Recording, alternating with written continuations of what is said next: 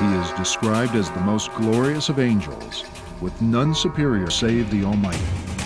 Does he truly walk among us?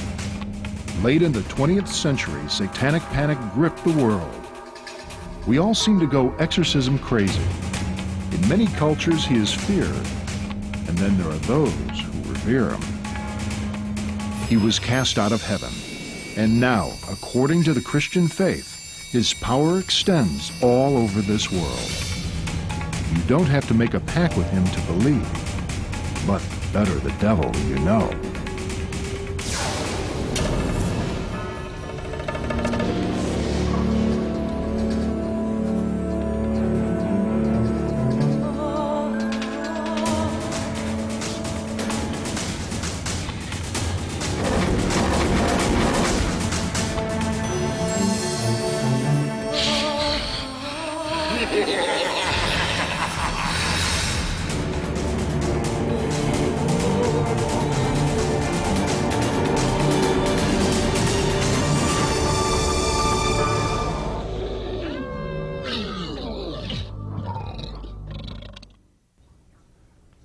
Lucifer, Beelzebub, Belial, Prince of Darkness, the Wicked One, Old Nick, Mephistopheles, Satan.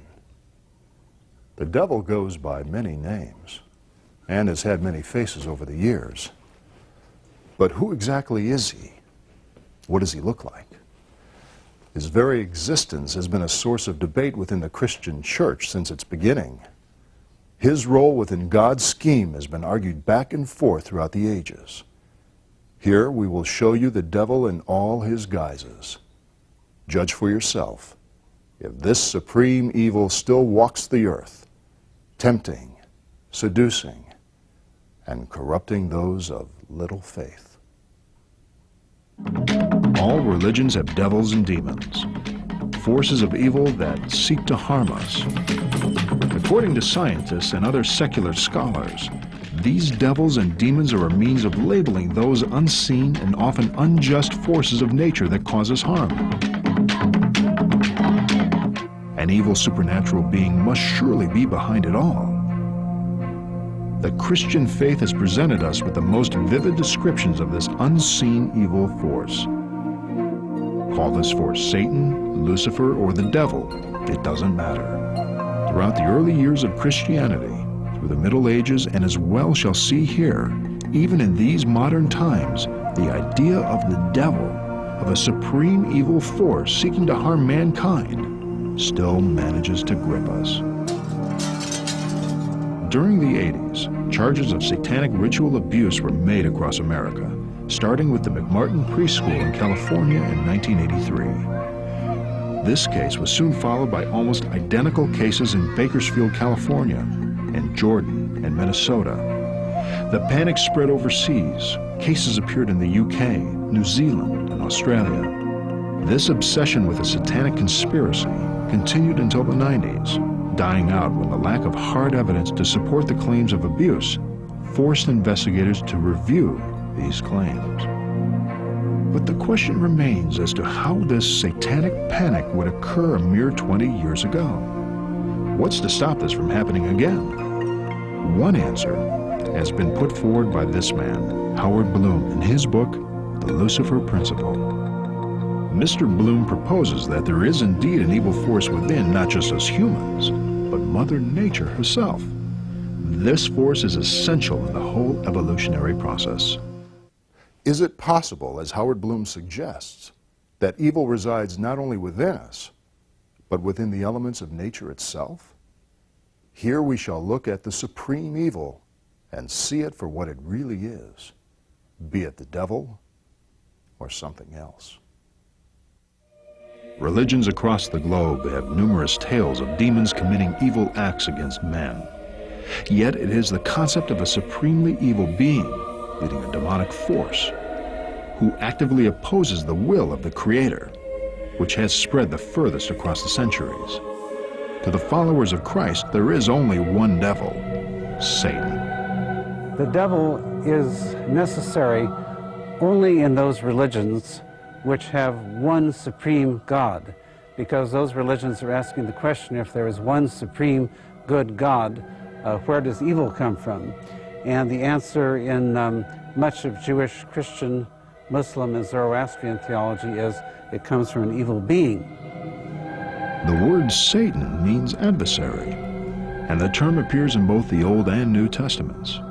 So we see in the New Testament the devil as a chief of a horde of demons, a being who is able to possess and obsess human beings, a being who is able to tempt humans. And of course, the most dramatic moment in the devil's part of the New Testament story is the temptation of Christ himself. Since then, Satan has been attacking both God and man. He walks about like a roaring lion, seeking whom he may devour. So the devil here appears as a fallen angel, a being of great power that God has created, which has chosen to do evil, has led many other angels astray, and they have become demons, and then is also doing his best to lead human beings astray. But according to the Christian faith, the devil's powers are not limitless. According to the New Testament, the devil's final defeat will be when Jesus Christ returns in the second coming and casts Satan into a lake of fire. Throughout the ages, the devil has been represented by many and varied imagery. As a snake, as a beast with horns and a tail, as a nightmare with bat's wings, as a man, the very reflection of ourselves. The devil's image today in most people's minds and in cartoons and movies and so forth is almost become kind of humorous. So we all know that he's red, that he's got tail and horns, he carries a pitchfork, he's got hairy legs and so forth. This is our stereotype of the devil. The devil really represents, is either a real creature or at least a metaphor, a powerful metaphor for a real creature which epitomizes the power of evil in the world. And so we've got to take that idea seriously. Other impressions of the devil are far less flattering, but it's still an image that has stayed with us throughout the ages and certainly won't be disappearing overnight. Witches and werewolves had long been a part of European folklore for centuries before the Christian church took an interest in them. But all this changed during the 15th century when the Catholic Church decided that a deal with the devil was the means by which witches gained their magical powers. The deal was known as an infernal pact. The concept of selling one's soul to the devil is nothing new. The most famous tale, or should I say infamous tale, of an infernal pact is that of the German doctor Johann Faust. Dr. Johann Faust lived around the late 15th century. He taught in the German universities, told fortunes, and did conjuring, and claimed to have sold his soul to the devil. His life has served as inspiration for numerous books, and in the first story published about him, Faust apparently sold his soul to the devil for 24 years of youth, magical powers, and knowledge. According to the Christian Church, witches were also guilty of dealing with the diabolical. This poor wise woman with her love potions and charms was a threat to the power base of the Christian Church.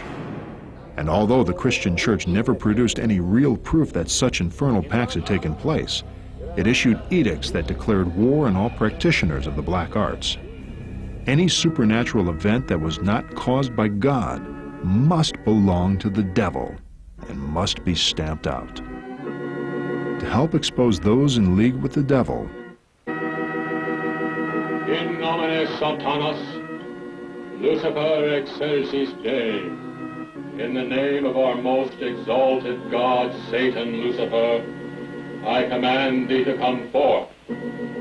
Come forth. handbooks detailing the practices of witches were published.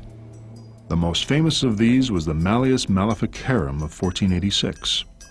Translated, it means the witch's hammer. In Scotland, King James I presided over one of the most famous witch trials in Europe, the North Berwick witch trial. The 5 women standing trial were accused of using witchcraft to kill the king. After being tortured, they all confessed to the charge.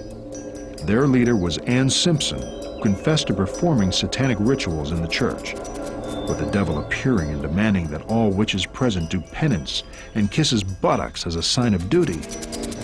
This and other acts of sorcery were carried out, all in the attempt to kill the king, and all were unsuccessful.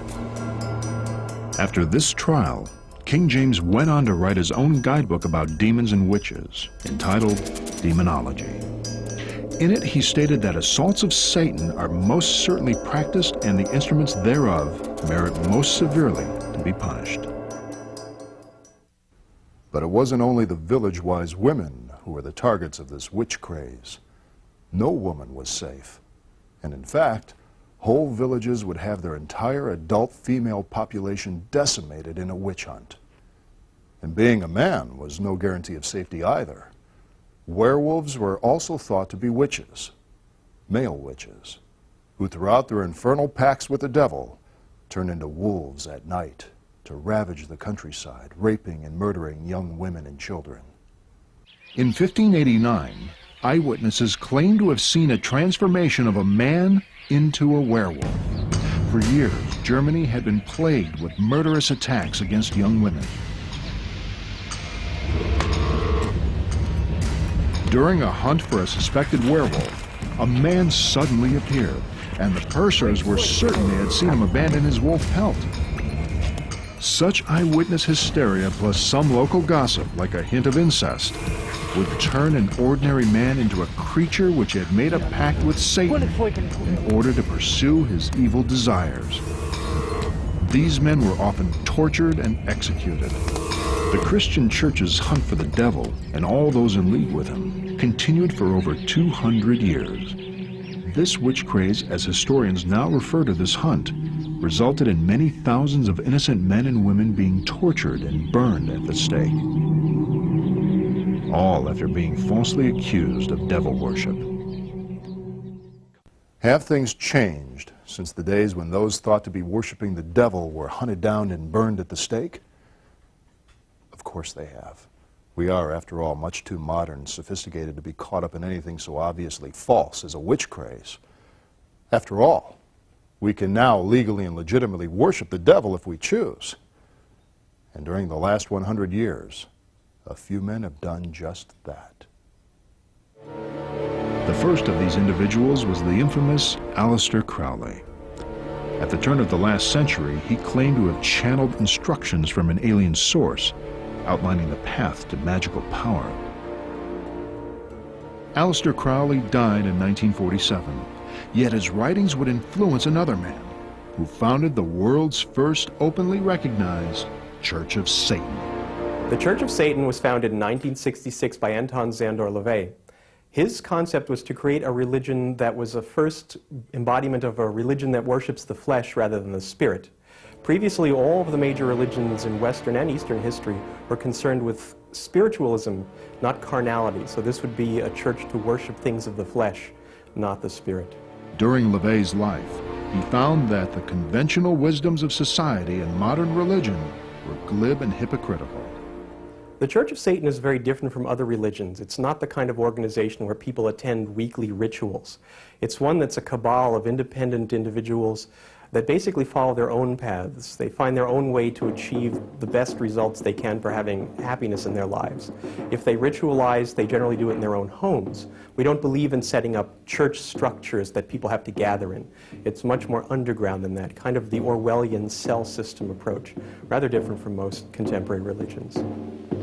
This religious group has created controversy since its inception, and yet it has also attained visible recognition and acceptance within society, with the U.S. Army including a section on Satanism in its Religious Services Handbook.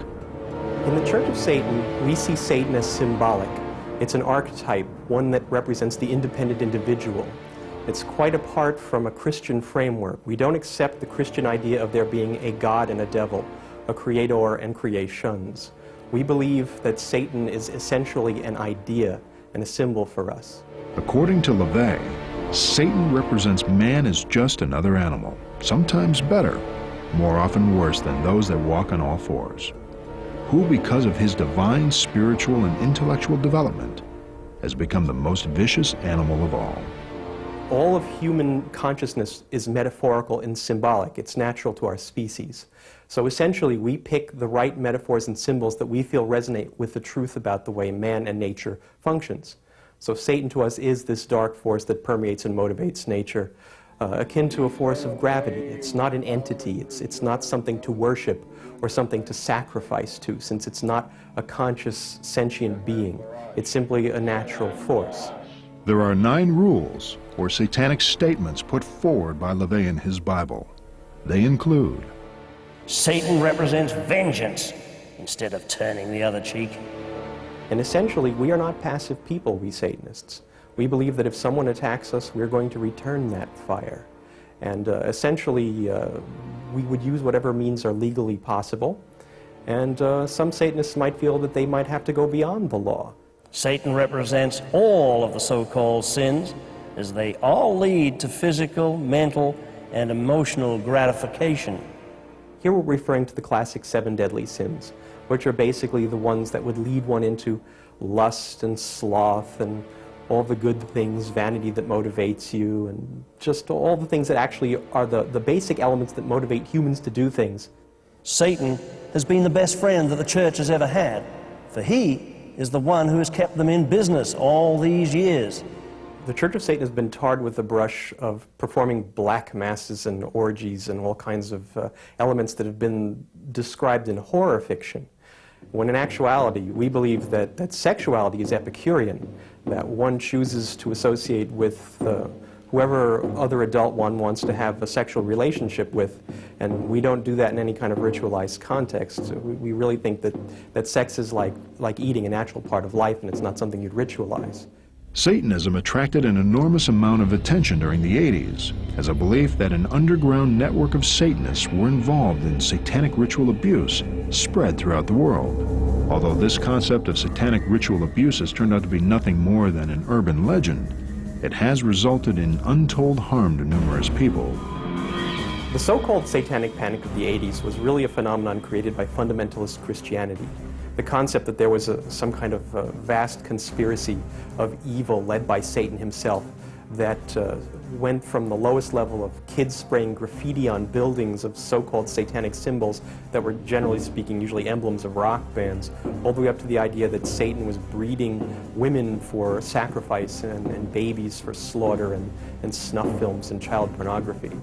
The start of this satanic panic, as it has since come to be known, was the publication of a survivor's account of satanic ritual abuse, a book called Michelle Remembers. This book described alleged horrendous sexual and physical abuse against the author, all committed by Satanists who felt that the act of inflicting pain on their victims increased their diabolical powers. Remember, there has been no verification of the events detailed in these books and publications.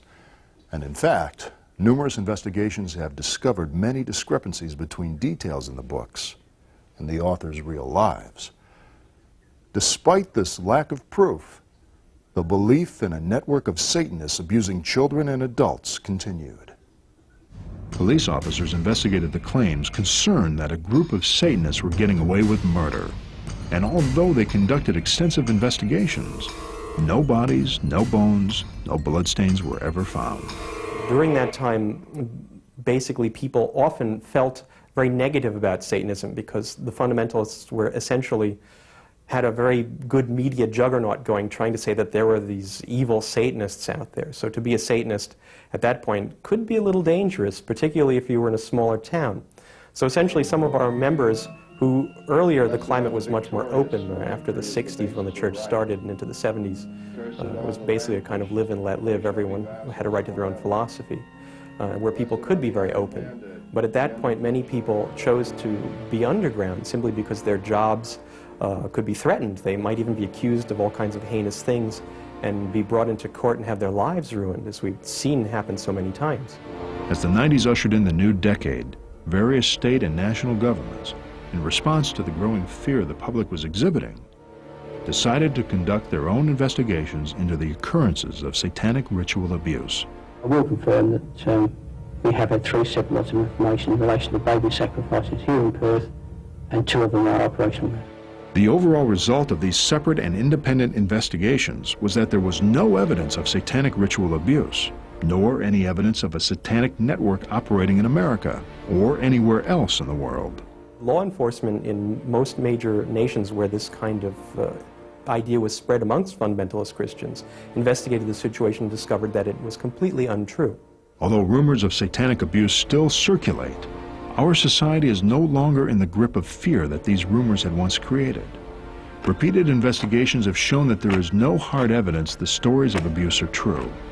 Alternate theories, which are both reasonable and plausible, explain the social and personal dynamics that these recovered memories have created. But the aftermath of the satanic panic are tragedies of broken families, traumatized children, and emotionally incapacitated adults. This is the true evil of what happened. Any devil would be proud of the misery and pain the satanic panic caused. Can the devil possess us? Can he enter our bodies and control us? According to the Bible, he has this power, as do his demons. There are numerous references in the Bible of Jesus exorcising demons from those possessed. But does this still happen today? In the early period of the Catholic Church, exorcisms were very common and were even done by those with the simplest of faith.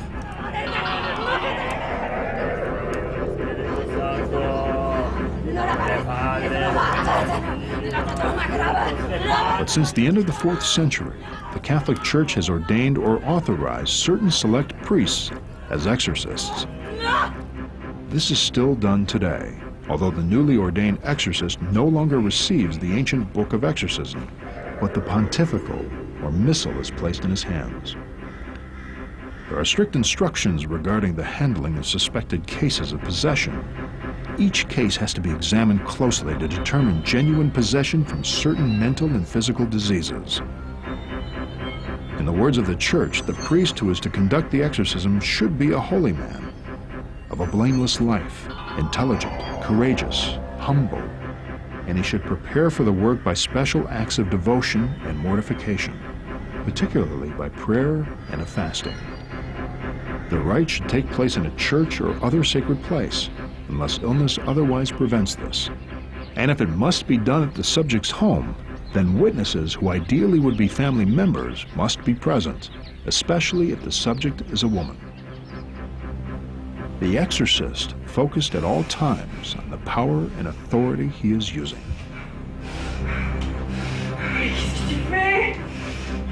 The Blessed Sacrament is not to be brought near the subject during the exorcism.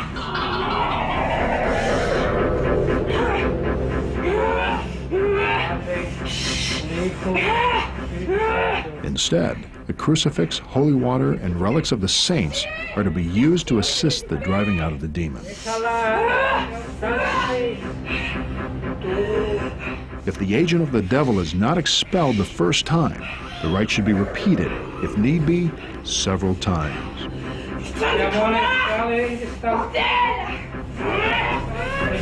Do specifically ordained priests carry out all exorcisms? Unfortunately, no. Dr. Rebecca Brown, who has written the books He Came to Set the Captives Free and Prepare for War, makes extraordinary claims of having personal contact with demons, including Satan himself. There are gut-wrenching claims of sacrifice and orgies in Dr. Brown's book. I watched in utter horror as the young man tied to a cross had spikes driven into his hands. I will never forget the stench of the burned and tormented flesh, the screams of the victim, his writhing agony.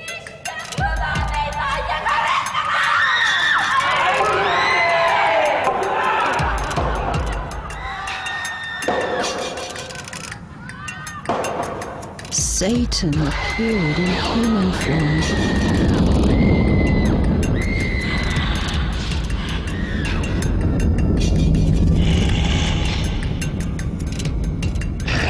Threw his head back and gave a howl as a spike was driven through the man's heart, pinning it to the cross, killing him.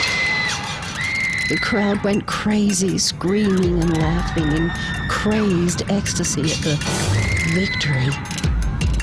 They loudly proclaimed all victory and power and honor to their father, Satan. Satan vanished shortly after that to go on to the next Black Sabbath sacrifice.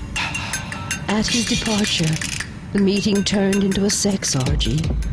Human with human, and demon with human. The bizarre claims continue throughout the book. I also made a number of trips to other countries, including the Vatican in Rome, to meet with the Pope.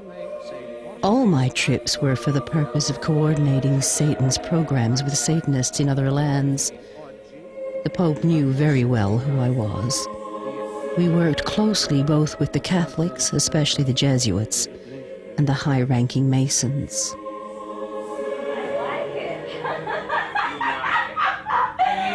In her book, He Came to Set the Captives Free, Dr. Brown recounts the story of Elaine, a female patient of hers who was a former high priestess in a powerful underground satanic cult known as the Brotherhood. Dr. Brown never disputes any of the claims Elaine makes. Instead, she goes on to describe the daily life-threatening battles she had casting demons out of her patient. The demons began to surface and speak through Elaine. I will never forget that first demon. I am Yargog, the demon of death, and you are all fools. Suddenly a shining figure appeared. This shining figure, presenting himself in radiance as an angel of light, was actually the Prince of Darkness, the Prince of the power of the air, ruler over a vast kingdom of evil, Satan himself. Needless to say, it wasn't long before Dr. Rebecca Brown soon found herself undergoing investigation. It seems Dr. Brown, whose real name is Ruth Irene Bailey, not only treated her patients with non-therapeutic doses of Demerol, but herself as well, claiming that she had the ability to share her patients' illnesses. During the review, the medical board-appointed psychiatrist found that Dr. Brown was suffering from acute personality disorders, including demonic delusions and/or paranoid schizophrenia. According to many Christian groups, the devil works through music as well as possession.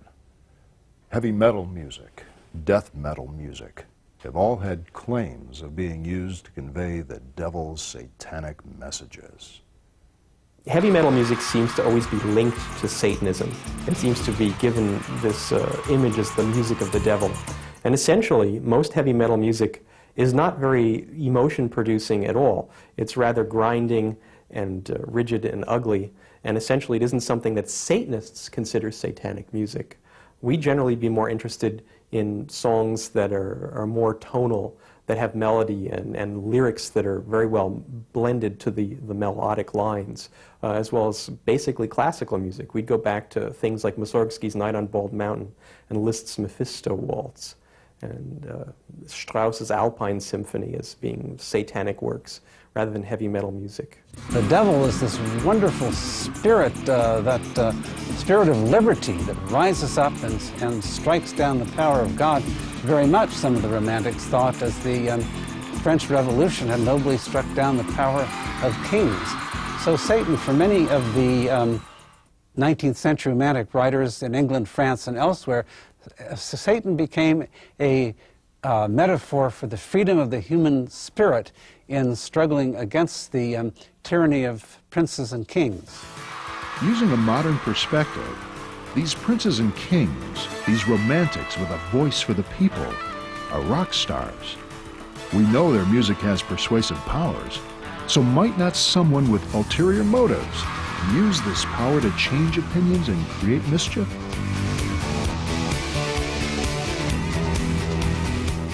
Court actions have been brought against rock bands for having allegedly planted subversive messages in their lyrics. Messages that the plaintiffs claim has caused their teenagers to commit suicide. To date, none of these court actions have been successful. But what is the basis for them? The phenomenon of playing music or lyrics backwards is called backmasking or reverse audio engineering. It has been used deliberately by a number of bands, including the Beatles being the first. once this practice came to light, there have been many claims of this practice being used to convey satanic messages.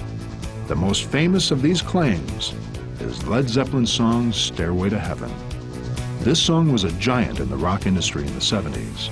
It defied the general rules governing songwriting by being nearly twice as long as the standard rock song getting airplay.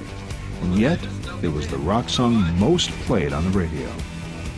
Even stranger than that was the band's almost meteoric rise to fame, with very little publicity from their record label Atlantic Records.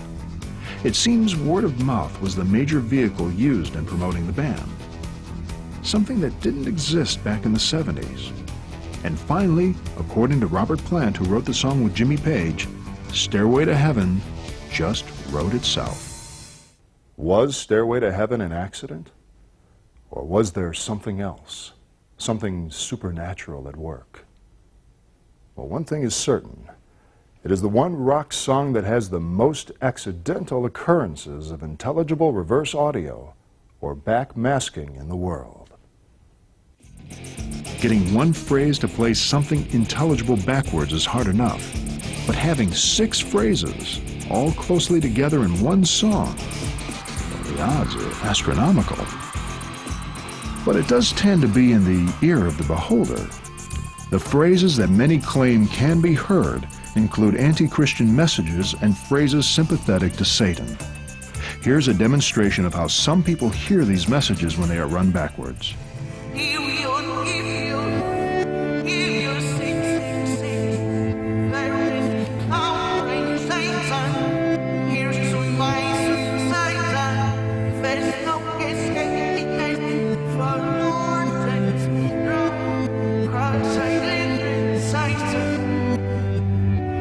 Backward masking in the rock industry has basically been put forth as a sign and symbol of satanic activity.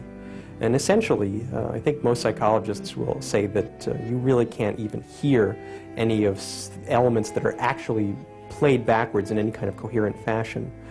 Because people felt that this was something that was satanic, bands did it as a joke. But essentially, that's really all that it is. It has nothing to do with brainwashing. It doesn't function successfully in that way. And it wasn't done by anybody who's actually a Satanist. It was done by basically commercially opportunistic bands to get some attention, and it worked. In 1995, renowned author and scholar Howard Bloom released a book that offered a new perspective on the devil. The book was The Lucifer Principle. And in it, Mr. Bloom brought to light the fact that there is an evil force within us, and more specifically, within nature, that drives evolution forward. The Lucifer Principle basically relates to the fact that we have this incredibly fecund, incredibly creative universe. It's been generating new forms of inventions ever since about 12 to 15 billion years ago. It came up with the atom, which was quite astonishing. It came up with the galaxy, which was quite astonishing, with star systems, solar systems, planets, and ultimately life. But in order to create, generally, evolution has to destroy something. The Lucifer Principle has received enormous praise for being both daring and confronting. It examines and combines science, history, politics, and mass culture as it explores the intricate relationships between these forces, revealing to the reader that the supreme evil force is a byproduct of nature's strategies for creation. To every act of creativity, there tends to be a darker element. And to many darker elements, there tends to be an aspect of creativity. Satan is God's other face. In other words, evolution carries within it both this mythic, tremendous power for destruction and a mythic, tremendous, overwhelming, and awesome power for construction and the creation of things that are utterly and awesomely new. From the very beginning, when life on this planet was nothing more than molecules that knew how to replicate themselves, nature has used death and destruction to evolve and change itself. Man is not the only life form to exhibit these violent acts which religion attributes to the devil.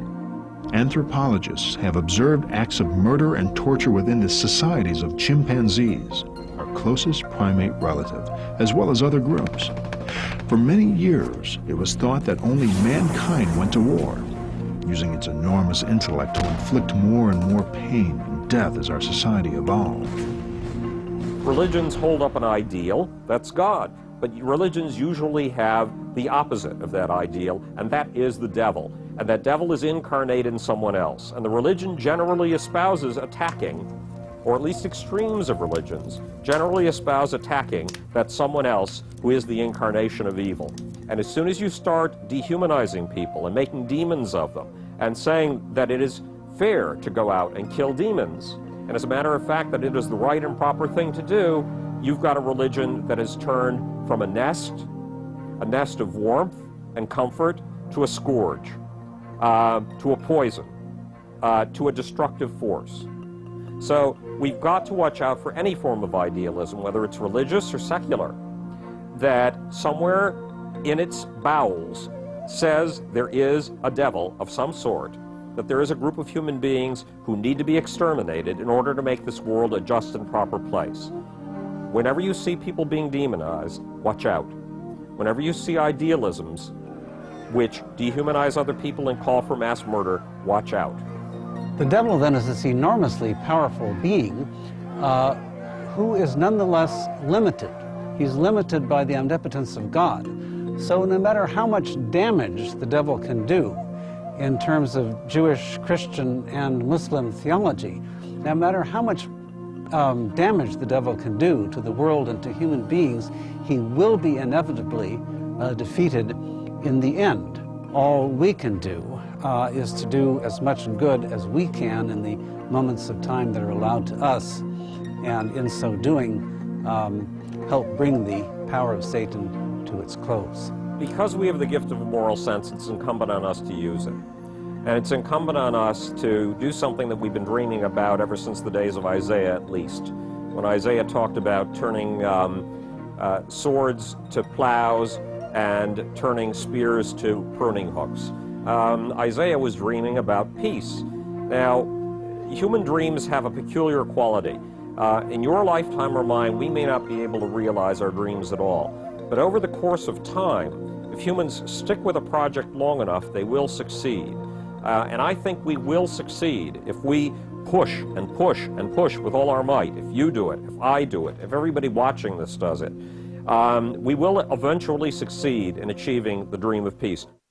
To a Satanist, Satan is a symbol, but he's not a symbol of evil. He's a symbol of human independence, of Promethean iconoclasm. We see Satan as Milton would have portrayed him, as the rebel who has his own direction that he has to follow regardless of all costs. Satan to us is also someone who is seen as a gentleman, someone who'd be in the drawing room, not as a brute. And Satan is also the one who would be promoting the eternal idea of human struggle. Probably the greatest contribution you can make to overcoming evil is to be very, very aware of yourself. Because every one of us has the capacity for evil inside of ourselves. Every one of us has the capacity for hatred. Every one of us has the capacity for bloodlust.